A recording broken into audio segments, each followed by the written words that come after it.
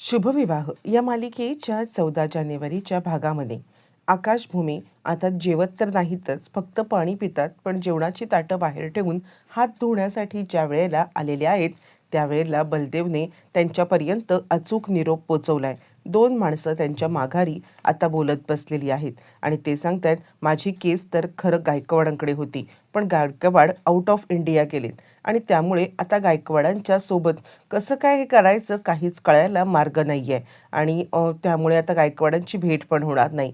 लगेचच आकाश सांगायला लागतो, खरं सांगायचं तर हे म्हणजे गायकवाड सरांनी आपल्यापर्यंत पोहोचवलेलं आहे आणि आपल्याला या सगळ्याचा आढावा मिळावा यासाठी. यावरती बलदेवने हे सगळं केलेलं आहे आणि बलदेवने आपल्यासाठी हे सगळं पोहोचवलंय असं तो म्हणतो. यावरती भूमी म्हणते, मग आकाश, आता आपल्याकडे कोणताही पर्यायच नाही आहे रे.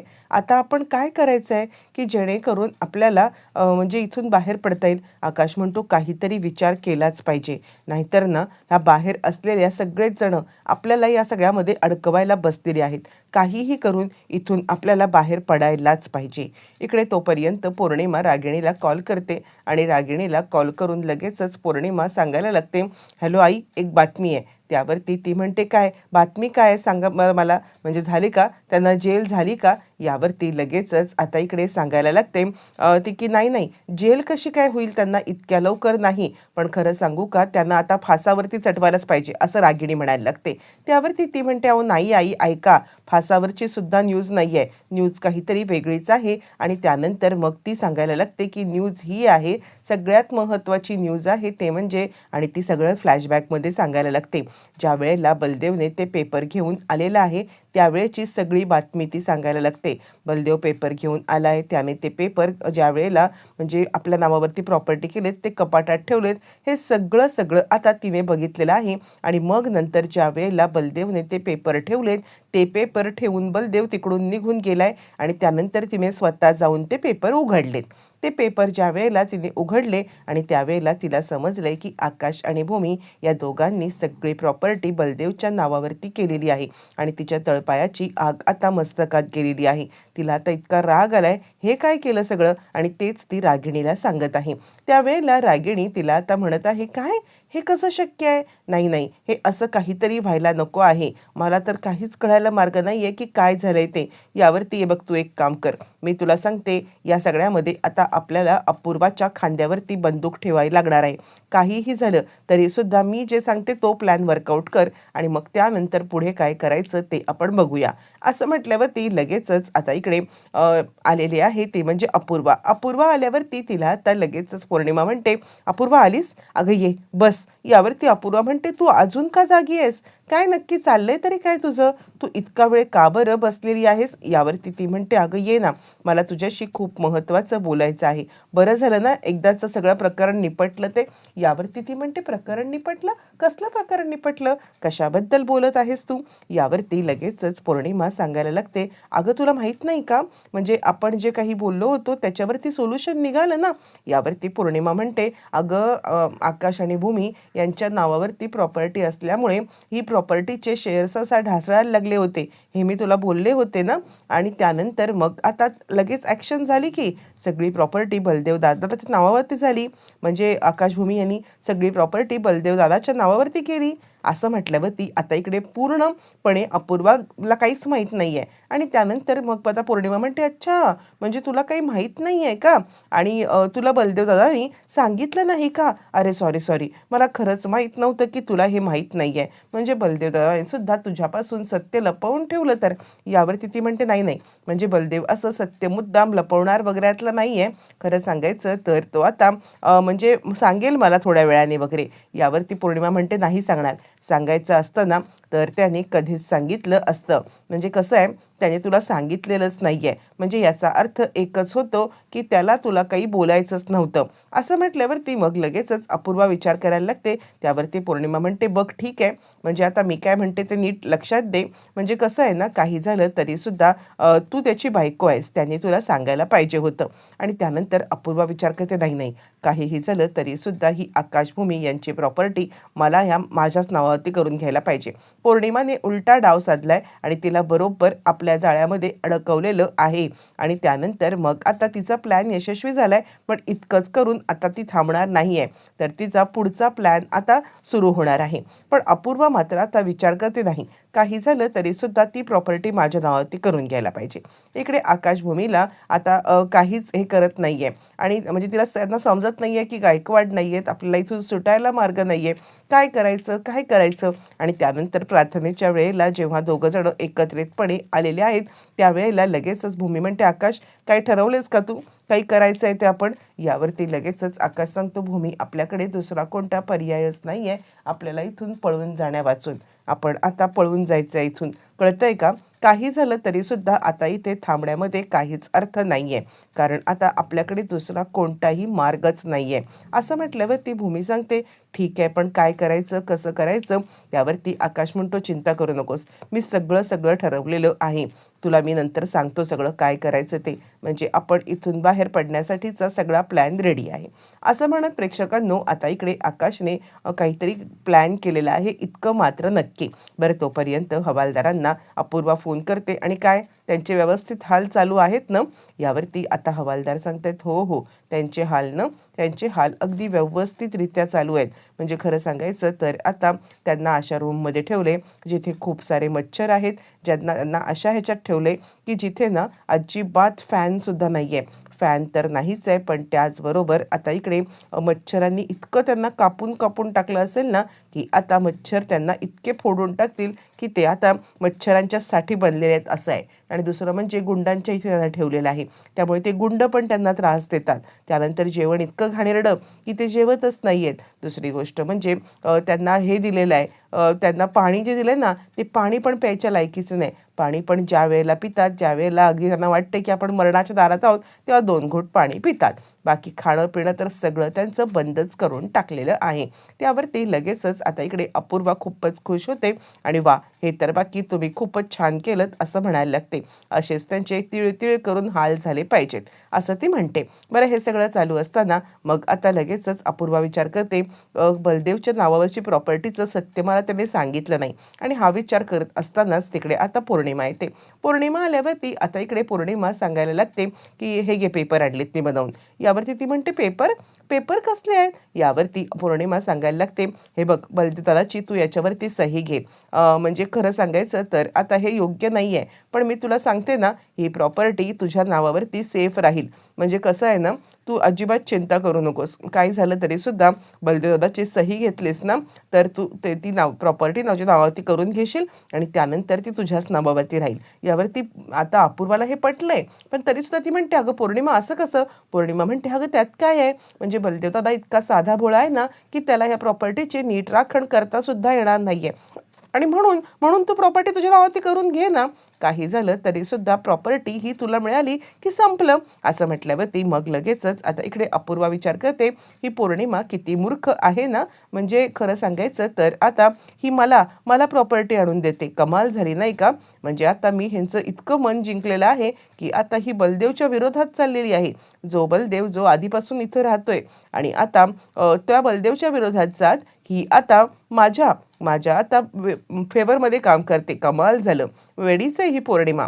पण त्याच वेळेला आता इकडे लगेचच पौर्णिमा विचार करते, ही अपूर्वा किती मूर्ख. हिला काय वाटलं की हिच्या नावावरती प्रॉपर्टी झाली म्हणजे संपलं. हिच्या नावावरची प्रॉपर्टी झाली की आम्हाला आमच्या नावावरती करून घ्यायला सोपी पडणार आहे. हिला काय वाटतंय की आम्ही हिची मदत करतोय, हिच्या खांद्यावरती बंदूक ठेवून आम्ही आता खूप मोठा डाव रचलेला आहे, असं आता लगेचच इकडे ती म्हणत आहे. बरं, हे सगळं चालू असताना मग आता पौर्णिमाने तिचा डाव खेळलाय, अपूर्वा तिचा डाव खेळते. पण इकडे आकाश आणि भूमी यांनी मात्र वेगळंच कारस्थान केलेलं आहे. यांनी आता खूप मोठं कांड रचलंय आणि त्यांनी आता पळून जाण्याचा मार्ग हे केलाय. म्हणजे आकाश भूमीला सांगतो, हे बघ म्हणजे संक्रांतीचं सेलिब्रेशन करायचं आहे. मग ज्या वेळेला संक्रांतीचं सेलिब्रेशन करायचं आहे, मी धूप फिरवण्याची आता इकडे माझ्याकडे ड्युटी घेतलेली आहे. ज्या वेळेला मी धूप फिरवेन ना त्यावेळेला सगळीकडे धूर होईल आणि त्याच्यामध्ये आता एक असं काहीतरी टाकायचं आहे की ज्याच्यामुळे आतली माणसं आपोआपच बेशुद्ध पडतील आणि मग मग मात्र आपल्यासाठी हा मार्ग सोपा होणार आहे. असं म्हटल्यावरती लगेचच आता इकडे इकडे भूमी सांगायला लागते, ठीक आहे, जसं काही आता तू म्हणशील ना तसंच आपण करायचं आहे. असं ज्या वेळेला ती बोलते त्यावेळेला आकाश तिला प्लॅनिंग समजावून सांगतो. दोघांचं पळण्याचं प्लॅनिंग ठरतं. इकडे तोपर्यंत प्लॅनिंग ठरल्यावरती आकाश भूमी त्या प्लॅनिंगप्रमाणे करतात. भूमीच्या कमरेला लावलेला एक जो ध्येय असतो तो सगळं त्या धुपामध्ये टाकतात. धूप आता सगळीकडे पसरायला लागतो आणि धूप ज्या वेळेला सगळीकडे पसरायला लागतो धूर होतो. धुरानंतर सगळेजण हळूहळू आता खोकायला लागतात आणि कोणालाच कोणाचं भान राहत नाहीये आणि त्यानंतर हे दोघं जण पळून जायला निघतात. तोपर्यंत इकडे आता क्षितिजा खूपच उदास आहे आणि उदास क्षितिजाला खूप वाईट वाटत आहे आणि ज्या वेळेला क्षितिजा उदास आहे आणि त्याच वेळेला इकडे लगेचच तिला अपूर्वा मुद्दाम जवळ घेते. अपूर्वाने तिला आता जवळ घेतल्यावरती अपूर्वा तिला सांगते, काय झालं बाळा, तुला रडायची खरंच काही गरज नाहीये. असं म्हटल्यावरती मग आता ती सांगते, मम्मी आणि बाबा कधी येणार आहेत. यावरती ती सांगते, हे बघ आता तुझे आई बाबा इतक्यात येतील असं मला काही वाटत नाहीये, पण हे बघ आता याच्या पुढे मीच तुझी आई आणि मीच तुझे बाबा. तितक्यात येते मानसी आणि काय ग अपूर्वा, ते काय करताय तुम्ही तुम्ही अशा पद्धतीने का बरं तिला बोलताय. असं म्हटल्यावरती आता इकडे ती सांगते, मी काय बोलले. यावरती ती म्हणते, मग काय, तुम्ही भूमिताई आणि भाऊजींबद्दल उगाचच तिच्या मनामध्ये काही पायी पेरू नका. मला तर हे काही कळतच नाहीये. यावरती लगेचच आता इकडे ती सांगते, हे बघ मी काही पेरत नाहीये, जे सत्य आहे ते सत्य मी आता सांगण्याचा प्रयत्न करतेय. असं म्हणत असताना तिकडे बलदेव येतो आणि काय चाललंय तुमच्या दोघींचं, तुम्ही दोघी जणी इतक्या का कचाकचा भांडत आहात असं आता म्हणायला लागतो. पण त्यावरती आता इकडे ती म्हणते, भांडत नाहीये, ही मानसी बघ ना उगाचच मला आता या सगळ्यामध्ये ओढण्याचा प्रयत्न करते. म्हणजे मी तसं काहीही केलेलं नाहीये तरी सुद्धा हे सगळं बोलतीये. असं म्हणत ती निघून जाते. पण बलदेवला मात्र आता अपूर्वावरती चांगलाच डाऊट आहे. अपूर्वा काहीही करू शकते हे मात्र त्याला आता माहिती आहे आणि तो म्हणतो, अपूर्वा तू का हे सगळं करतेयस. म्हणजे आता मला तर कळतच नाहीये की आकाश आणि भूमी यांना तू वकिलांना भेटू देत नाहीयेस, त्यांच्यासोबत इतकं रूढ वागतेस. मला हे तुझं वागणं काही पटलेलं नाहीये. यावरती ती म्हणते, हे बघ या क्रिमिनल सोबत माझा कोणताही संबंध नाहीये आणि इतकंच फक्त मला सिद्ध करायचंय आणि तू सुद्धा त्यांच्यासोबत संबंध काही ठेवू नकोस. बरं ते सगळं जाऊ दे, मला तुझ्याशी खूप महत्त्वाचं बोलायचं आहे. म्हणजे आमच्या ऑफिसने एक मेडिक्लेमची पॉलिसी काढलेली आहे आणि ते मेडिक्लेमची पॉलिसी दोघांसाठी आपल्या आहे आणि त्यामुळे त्या पॉलिसीवरती तू सह्या कर. असं म्हणत तिने आता पेपर आणलेले आहेत, म्हणजे ते प्रॉपर्टीचे पेपर आणि प्रॉपर्टीच्या पेपरवरती सह्या करण्यासाठी ती आता त्याला सांगत आहे. त्यानंतर बलदेव आता प्रॉपर्टीच्या पेपरवरती सह्या करतोय, म्हणजे ते मेडिक्लेमचे पेपर समजून. पण त्याच वेळेला बलदेवला संशय आलाय, काहीतरी गडबड आहे, अपूर्वा आपल्याला काहीतरी फसवती आहे का.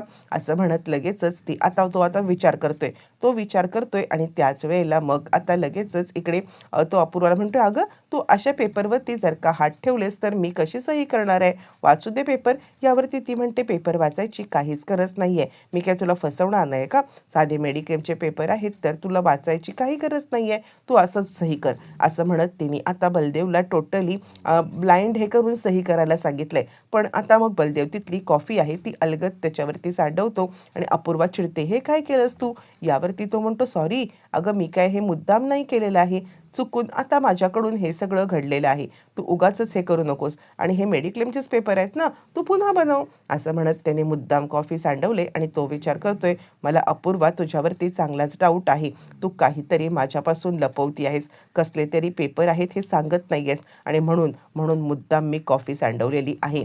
काय खरं काय खोटं हे सगळं आता मला कळलंच पाहिजे. काहीही झालं तरी सुद्धा मी या सगळ्यामध्ये आता तुझं जे काही डाव आहे किंवा तुझं जे काही आहे ते समजल्याशिवाय मी कधीही पेपरवरती सही करणार नाही. असं आता ते म्हणायला लागते. बरं हे सगळं चालू असताना आकाश आणि भूमी यांचं पळण्याचं फुल टू प्लॅनिंग झालेलं आहे. हे आता पळून जात आहेत, पण त्याच वेळेला एक हवालदार त्यांना पाहतोय. ज्या वेळेला हवालदाराने त्यांना पाहिलंय आणि हवालदाराने पाहिल्यावरती लगेचच आता इकडे तो म्हणतो, कुठे पळून चाललात, कुठे पळून चाललात, थांबा थांबा कुठे पळून चाललात? आणि आता तो बाकीच्या माणसांना बोलवते. बाकीची माणसं आल्यावरती मग आता तो हवालदार काठी घेऊन त्यांना थांबवण्याचा प्रयत्न करतोय. आकाश आणि भूमी सांगतात, आम्ही थांबणार नाही आहोत. आमची मुलगी घरी आहे. आम्हाला तिच्यासाठी जावंच लागणार आहे. तुम्ही आम्हाला अडवू नका. असं म्हटल्यावरती मग लगेचच आता इकडे हवालदार बोलायला लागतोय, पकडा ह्यांना पकडा. पण त्यावेळेला आकाश तिथला पाईप घेतोय. भूमी तू पळ, भूमी तू पळ, तू इकडे नको थांबूस. मी ह्यांना हँडल करतो. आत्ताच्या आत्ता तू इथून पळून जा भूमी. असं म्हणत आकाशने आता इकडे भूमीला प्रोटेक्ट केलेलं आहे आणि भूमीला तिकडून पळवून लावलेलं आहे. पण भूमी मात्र आता आकाश तू पण ये, तू पण ये असं म्हणते. आणि याच वेळेला इकडे आता आकाश सुद्धा तिथून पळून जाण्यामध्ये यशस्वी झालेला आहे. दोघं जण तिकडून पळून गेलेत हवालदारांना तुरी देऊन. आणि त्यांनी फोन केलाय मानसी इकडे पौर्णिमाला फोन करून आम्ही इकडून पळालोय, आम्हाला तुझ्या मदतीची गरज आहे असं म्हटलेलं आहे. त्यावरती रागिणी तिकडे आहे आणि त्यांना आपण पाठवलेल्या लोकेशनवरती आता इकडे बोलव असं म्हणत तिने आता आकाश आणि भूमी जेलमधून पळालेत. पण त्यांना आता आपणच हे करायचं आहे, म्हणजे पकडायचं. म्हणून तिने लोकेशन पाठव, मी तिकडे पोचते असं म्हटल्यावर ती भूमी सांगते ठीक आहे. आता इकडे रागिणी विचार करते, चला बरं झालं तर आता आपण त्यांना रंगेहात पकडायचं आणि आपणच आता काम करायचं आहे. म्हणजे भूमीने जे लोकेशन पाठवले त्या लोकेशनवरती आता पौर्णिमा पोचणार आणि भूमीला पकडणार. बरं त्या लोकेशनवरती हे दोघी जणी पोहोचलेल्या सुद्धा आहेत आणि आकाश भूमी पण त्या लोकेशनवरती पोहोचलेत. आणि भूमीला साधारणपणे चुटपुट्टी कुठेतरी आता इकडे दिसलेली आहे रागिणी. आता भूमी रागिणीला पकडणार का? येणाऱ्या भागामध्ये सगळं कळणार.